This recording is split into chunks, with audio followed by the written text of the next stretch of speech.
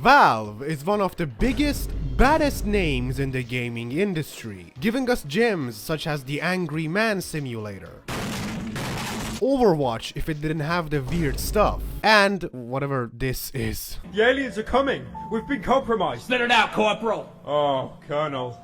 We are so But being a game developer can only be so fun. So one night after shift, a bunch of devs over there at Valve headquarters hopped on some good old Counter-Strike source. And just like what any good team does, they all started arguing with each other about who was throwing.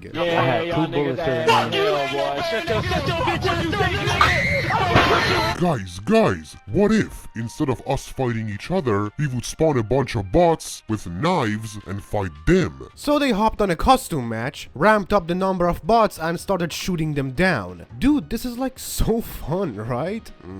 We should turn this into its own game or something, you know what I'm saying? Are you high? No. So they started a little project called Terror Strike and made a base beta without really any assets in it. Dude, this looks so good, we should just like publish it now. Haha, I know, right? No, I'm serious, we should do it right now. No, man, it's not even a game at this point. Yeah, but it looks so good that I want to just... Let me make my game, man. So they settled on the idea. 4 people against a horde of enemies.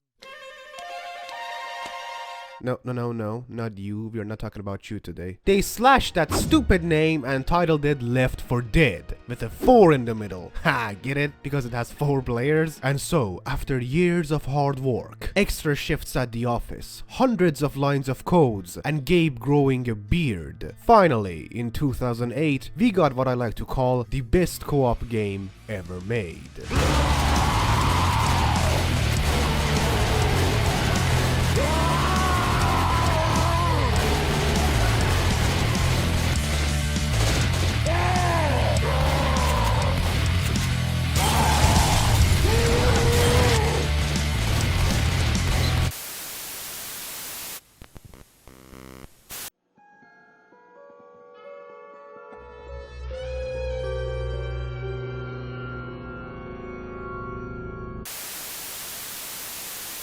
Left4Dead is a horde shooter following the story of 4 unfortunate souls that were left behind by society in a world overrun by zombies. The objective is simple: grab your guns and get from point A to B without getting killed by zombies. Pretty basic, right?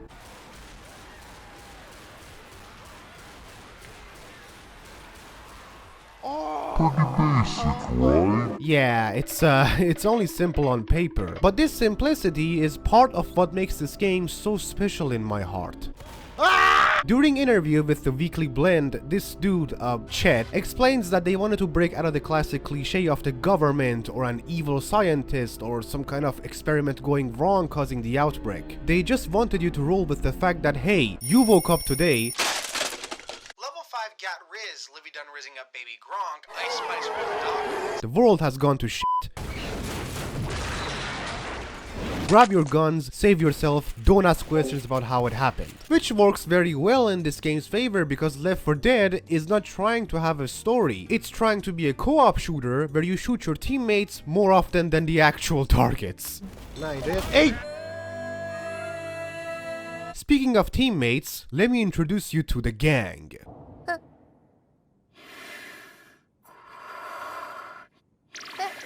Part of making a co-op experience unique for each player involved is giving them their own sense of identity and avoid making them replicas of one another. Left4Dead didn't want to enforce gameplay mechanics to each player to make their experience unique, something games such as A Way Out or It Takes Two have done before. Instead, they wanted free-flow cooperation, where anyone could take on any role they feel suits them the best. So the solution for creating unique experiences was creating unique characters. The Left4Dead gang consists of 4 survivors, each with their own unique designs and personality, unlike Counter-Strike where we had these as unique character models. First, and my personal favorite, is Francis.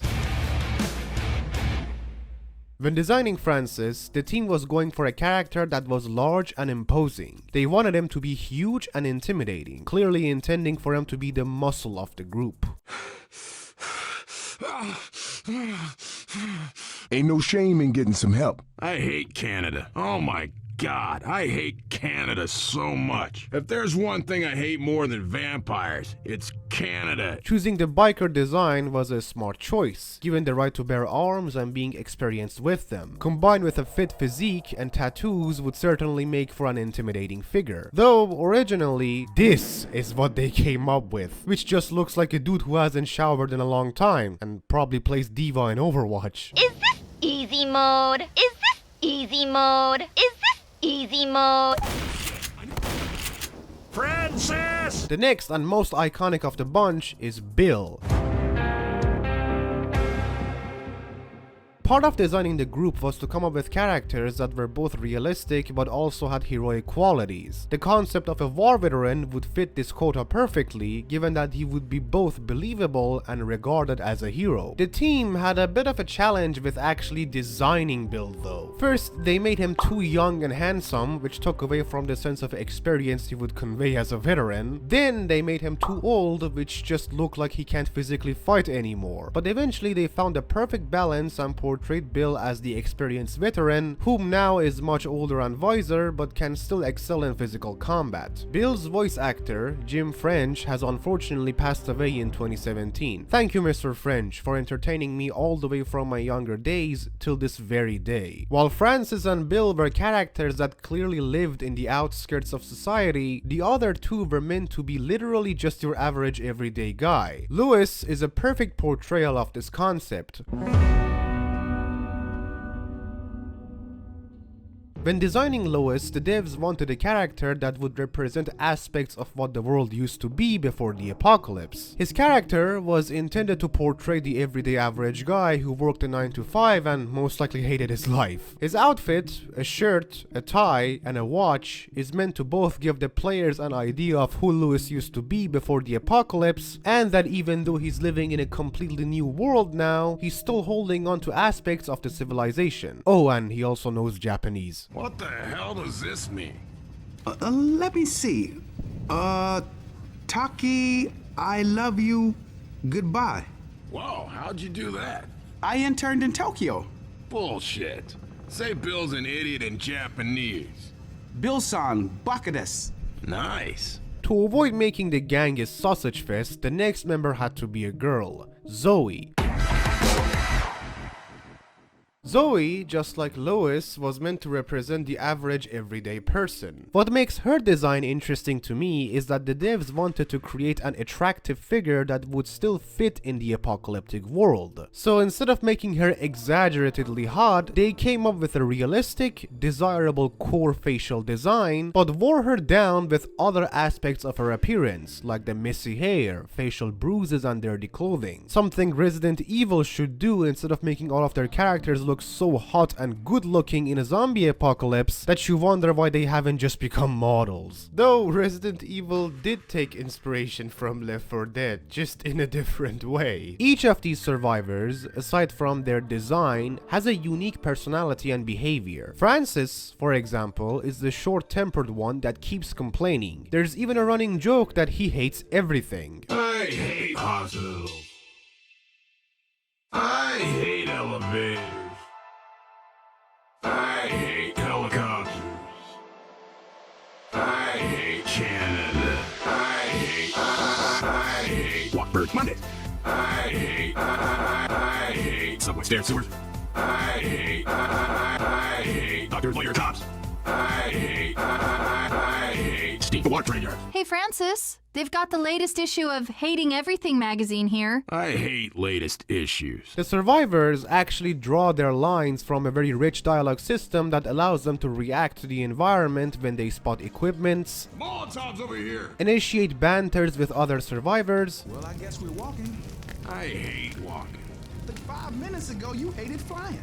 And it turns out I was right about that. and even scenario-specific dialogues that is tied to the player location and the ongoing situation. For example, they each have unique lines for every scenario in which the team has left a specific survivor outside the safe zone. We're just leaving Lewis out there? That old man would leave one of us out there. How well do you really know Lewis? We will not leave a man behind. I am not leaving Zoe behind. We can't leave Francis out there. Come on, Lewis, we can't leave Bill behind. behind. When you consider that none of these banters is scripted, it makes you truly realize that the amount of effort that has been into this dialogue system is very impressive, especially because there were much cheaper and easier alternatives. Take Overwatch for example. Heroes can initiate banters and conversations in the beginning of every match. The lines, however, are not specific to the ongoing situation and are just either general conversations or addressing the lore. But instead of going that direction, Left 4 Dead ties these banters to the ongoing circumstances that you're actively participating in, not past scenarios that you're just going to accept have happened. Their attempts at personalizing these survivors worked fantastically. In our playthrough, we were pretty tied to our characters, as if they are part of our Left 4 Dead experience and it just wouldn't be the same without them. We would have spent hours in the lobby just because one of us chose another one survivor. Now that the cast was ready, it was time to design a world for them to shoot zombies in. Folks behind Left 4 Dead didn't want to take a shot in the dark and create something based on general rules that supposedly worked in the industry and assume their players would like them. No, they wanted to make sure they'll create something that'll make you kiss your monitor from how much you love it. So to create the immersive, cold, and unforgiving world of Left 4 Dead, the devs learned different film techniques such as color correction, film grain, contrast, and vignetting. After all, they wanted their game to be portrayed as a series of films because they chopped it into 6 different campaigns and tried to make each of them look like your typical run-of-the-mill zombie movie, even going as far as to make movie posters for each campaign, something Payday the Heist would shamelessly steal 3 years later, or rather would heist 3 years later. They gathered a bunch of their close pals and told them, "Hey man, would you like to try this new game we're making?"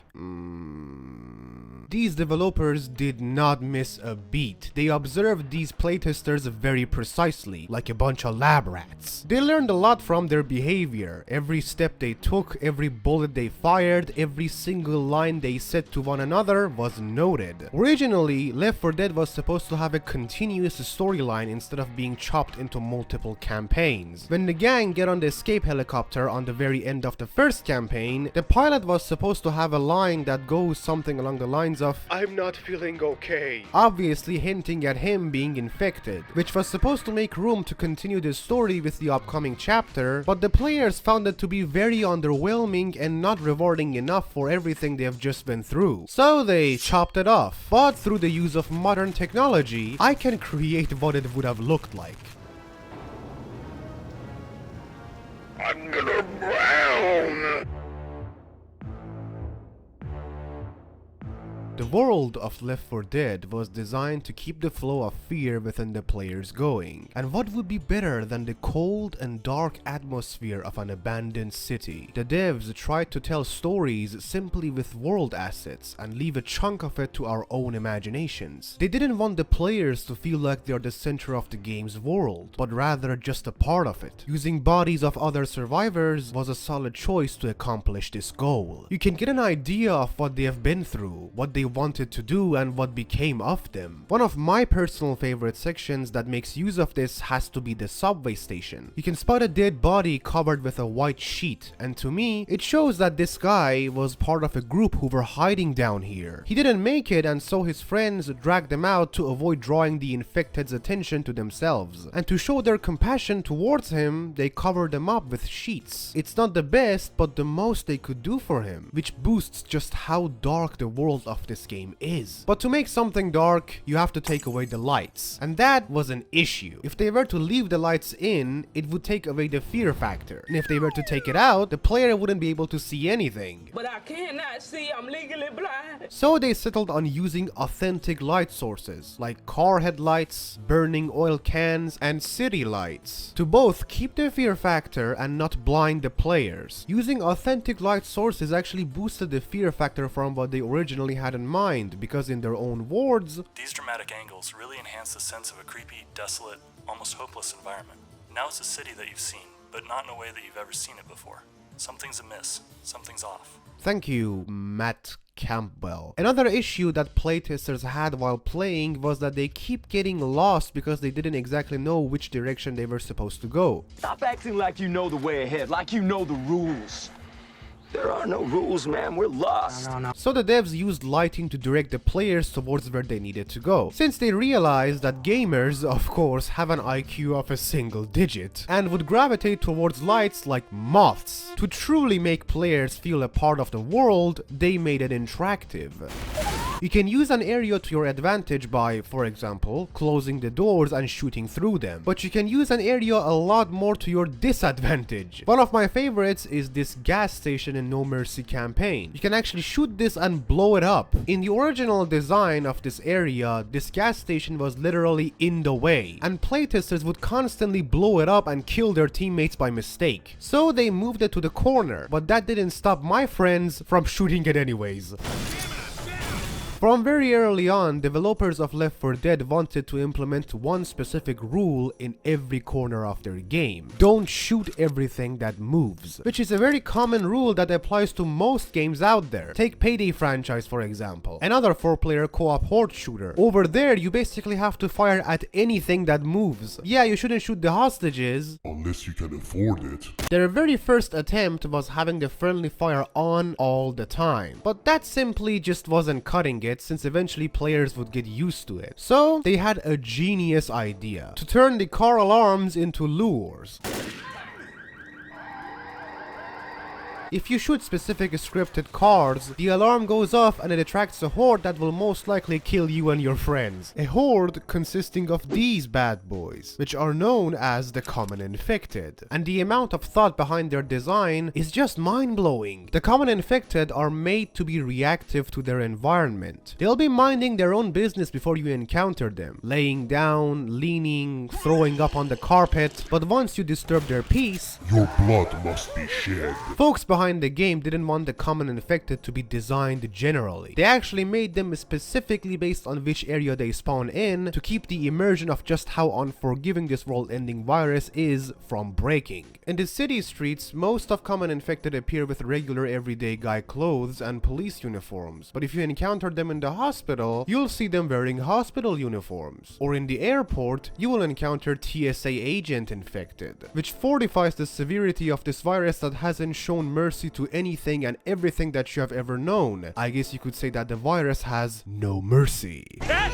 He said it! He said it! By far, my favorite detail in these Common Infected is their death animations. Imagine if Ninja got a low table face. The developers didn't want to go with the basic ragdoll, so they motion captured hundreds of different death animations specific to each weapon and which part of the body you shoot them with. Which is crazy because most of the time you don't even pay attention to their death animations because you're just mindlessly gunning down hundreds of them. You just gotta love when there's this much attention to details in a video game. It really sells the quality of the product and it truly makes you believe that the money you spent on it was 100% worth it. The team settled for the basic design of slashing each campaign into multiple chapters where you go through hordes of infected and at the very end, you'll have to hold out a stationary position and wait for rescue. This formula was fun on paper, but once they implemented it, they ran into a ton of issues. In the initial design, chapter checkpoints weren't a thing. You had to go through the entire campaign without dying, and if you did, you had to start all over again. This was very discouraging for the playtesters, because if they were to die at some point near the very end of the campaign, they had to spend a few hours getting to that point again just to try out something new. And this went against what the devs wanted. Their goal was to create a challenging game that would force you to lock in, but you'll still have a ton of fun playing it. So the checkpoint system was added. You will now go through small sections of the campaign until you reach a safe zone established by other survivors in the world, where you patch yourselves up and refill your ammunition before going forward. Even though this change made the game more rewarding and less punishing, it wasn't enough for those whiny little playtesters. Yo, this game kind of fun, not gonna lie. No.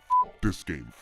This game. Do you have any idea how boring this is? All you do is just go around and shoot zombies without anything new ever happening at all. It's just the same level being repeated again and again. They complained that the game, with the exception of the chapter finale, was just boring. All you did was move forward and shoot anything that moves. So they basically just went through every chapter to get to finale. To encounter this, the devs thought, why not just pepper in little pieces of the finale into other chapters? So they created crescendo events. this. Every once in a while you come across a unique challenge which deviates from the general run and gun formula. It essentially takes two forms, either a holdout section or an escape section. In the holdouts, you come across an area where you have to open your path by making a lot of noise, which of course attracts the infected. There will be assets for you to use in your defense strategy. Smart placement of oil cans, gas tanks and oxygen capsules combined with someone manning the minigun with the other three watching his back can go a long way. Contrary to holdouts, there isn't really a lot of planning you do in escapes. You'll have to again open your path by making a lot of noise, but this time you'll have to run to safety because endless hordes of infected will spawn and won't go away until you are 6 feet under. And to make sure that these events don't become repetitive, they added a bit of a spice to each. I'm in some trouble!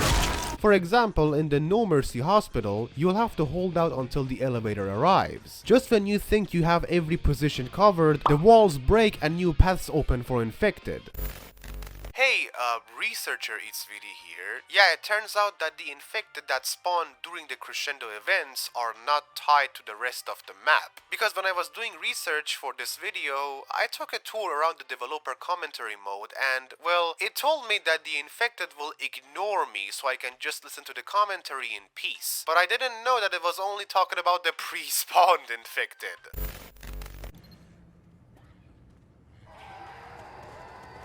Yo, you said they'll ignore me, man! Crescendo events were pretty cool, but they still didn't constitute any replay value, since it became so much easier with each run. After playing it a few times, you could pretty much just tell where the infected will spawn from, and aside from the holdout sections, nothing could really stop the experienced players from speedrunning the level. By experienced players, I'm talking about those dudes who can solo speedrun the game on expert with one hand while blindfolded.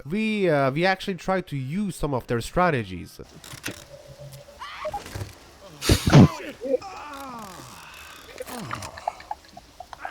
The first solution for this problem was adding a much more complex system that randomized infected spawn locations in response to the team's location. It took them a lot longer to implement this, but it made the game so much better. The sense of constant fear is primarily because of this system. You will always be on your toes because there might be a horde right around the corner. They could be in that building. They could be behind that wall. They could be under the table. As much of an improvement this system was, skilled players still found their way around it and managed to skip most of the level. All they really needed to do was just hit their shots and avoid the infected the best they could, no matter where they spawned from. So the devs revealed their ultimate plan to finally stop those pesky speedrunners by adding 2 new features to the game. First, they added a slowdown effect to the common infected attacks. If they hit you, they'll slow you down to the point that you can't just run from them anymore and have to deal with them. Pretty simple, unlike their second solution.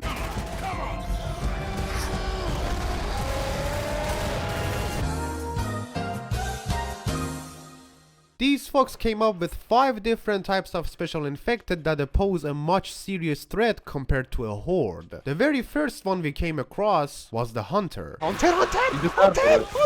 This piece of shit lurks in the shadows from a distance, and when he gets the chance, jumps on you and starts digging through your guts. You better have your folks around to shoot him off, otherwise you're dead. Contrary to the common infected, the special ones don't have different variations based on the area. So remember kids, if you're wearing a blue hoodie when a zombie apocalypse starts, you will turn into a hunter.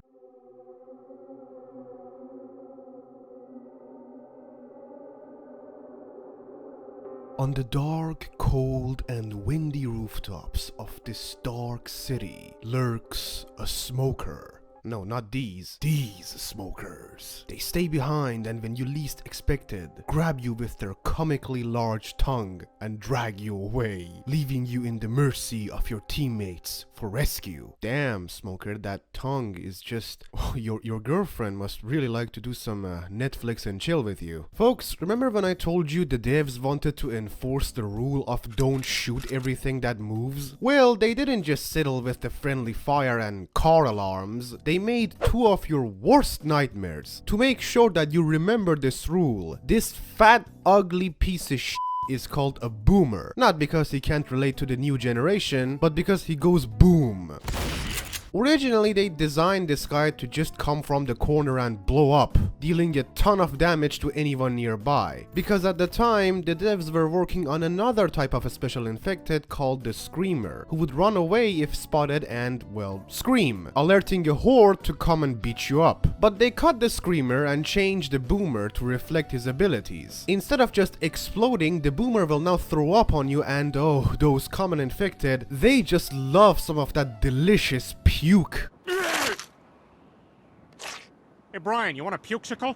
I would love a pukesicle. But you know, the thing about Boomer is that at least if you screw up, your team can still clean up after you with some level of cooperation. And that wasn't good enough for the devs, so they made the Witch.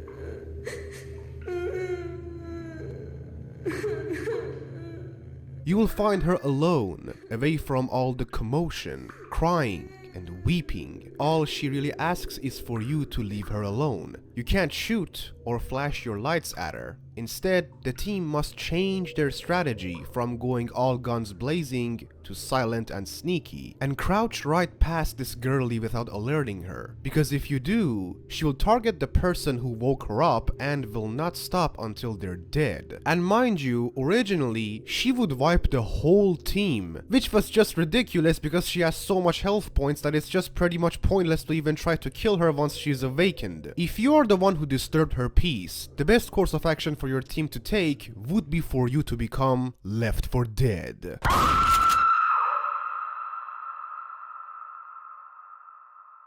Despite every strategy they used to make the game more challenging, they still had one more ace up their sleeves. The ultimate weapon, the tank.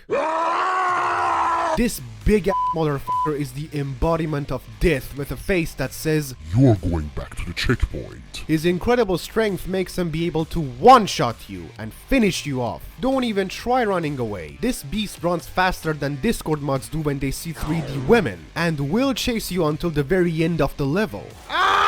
Try to put some space between you two? Ha! Well, how about a piece of concrete coming your way? Try to hide in the safe zone? Ha ha, you silly fool. Okay, so how do you defeat him? Well, good sir, by using the core skill of Left4Dead, cooperation. Co-op is the primary key of success in Left4Dead. Of course it is. The 4 is literally in the name. If you didn't need others, they would have just called it Left1Dead.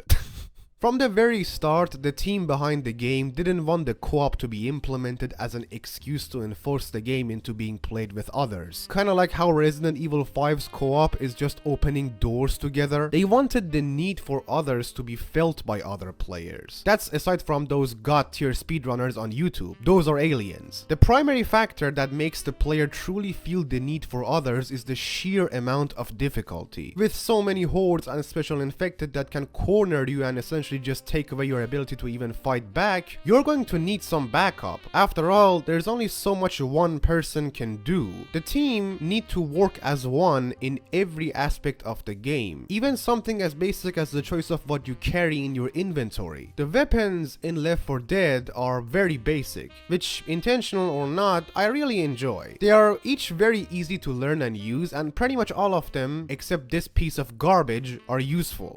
You and your team start the level with the weak guns, either a pump shotgun or a UZ. Throughout the level, you'll find better guns, like the rapid shotgun, the M16, and that's about it. In addition to the weapons, you can also carry either one or dual pistols, which will be completely useless in expert difficulty, one medkit, which restores most of your health, and a painkiller that gives you temporary health points which drain over time. And lastly, one throwable, either a Molotov, which is pretty self-explanatory, or a pipe bomb that starts beeping and attracts a ton of zombies towards itself before blowing up. The choice of weaponry needs to vary in the team so that you can get a better grip on on the map as a whole and be prepared for any scenario, whether it's close or long range combat, and whether you need to deal with a horde or special infected. The common infected were designed to be able to reach the players no matter where they are, so you are never truly safe at any point in the game. Having a friend by your side that can watch your back will make you feel a little bit easier. While you might think one medkit and one painkiller is enough, considering the game gives you even more throughout the level, it's very easy to lose health points, especially if you play the game on expert, like me and the gang did. Your health items can only get you so far. Once you lose health after using them, if your teammates are a real one, they can use their medkit to patch you up or give you their painkillers. Despite how important co-op is, the mission will always take priority in Left 4 Dead. In a lot of instances, it's just better to leave a teammate for the dead if you can make it to the safe house and finish the level, especially because reviving a teammate takes 5 seconds, and while doing so, you're vulnerable to enemies because you can't defend yourself. The injured teammate, however, can use their secondary to cover you. The game in general is very dead set on making sure you cooperate by snitching everything you do to your teammates. Whenever you do something helpful like protecting or reviving them, it lets everyone know, but it will also let them know when you screw up, like killing your teammates. Speaking of which, do you know what happens when one of the survivors die?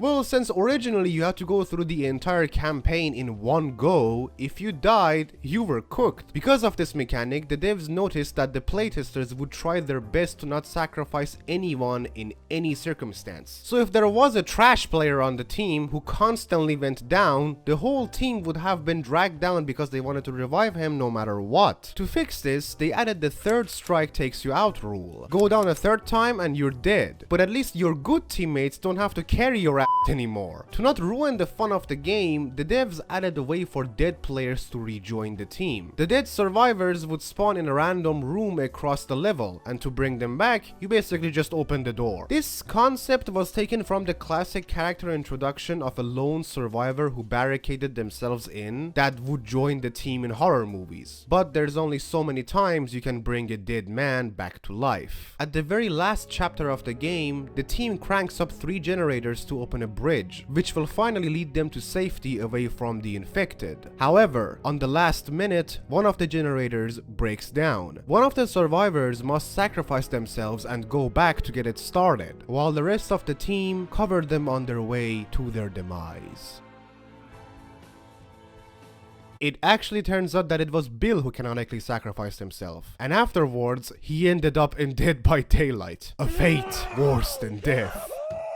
You know how people say nothing ages better than wine? But I would say old video games age much better. Left 4 Dead is one of the very few games that I have played as a child, and today I have as much fun playing it as I did back then. It just shows how good a video game designed with care and love can stand the test of time. And the amount of care put into Left 4 Dead is a perfect representation of it. From the very start, the game had a direction to be a co-op centered, fun and challenging horde shooter, and it went through a very lengthy process just so the folks behind it can make sure that they fulfill their goal. Instead of giving us a generic shooter that has the co-op tag slapped on it just so people would buy it to have fun with their friends, they went through the headache of designing a perfect co-op game that truly makes you feel the need for backup without being forced into doing so. They even went through great lengths to make sure the game is challenging, not infuriating. Some of the mechanics, like going through vents, was simplified, so you don't have to think about what button to hold to crouch while there are hordes of infected trying to get a piece of your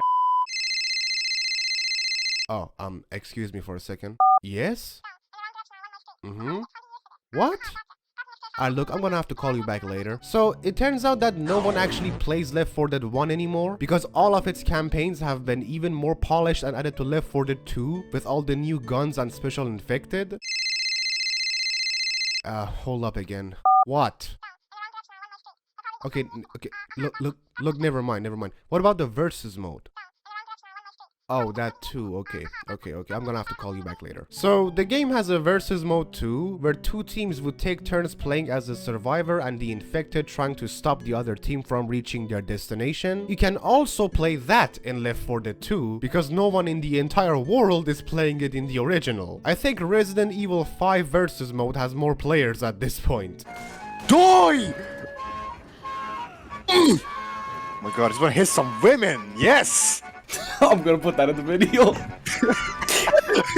Bottom line, Left 4 Dead is the perfect co-op game. It doesn't suffer from any of the issues that the other games of its kind do. So grab 3 of your pals, some beers and buffalo wings, hop on the VD's Bar Discord server, and start playing some Left 4 Dead with your pals. Consider supporting the channel with the membership if you enjoy the content. As you guys can clearly see, I have an eviction notice from my landlord, so I need money. I don't really care if you play the original Left 4 Dead or the sequel remaster. All I care about is that you experience the same fun that me and the boys did.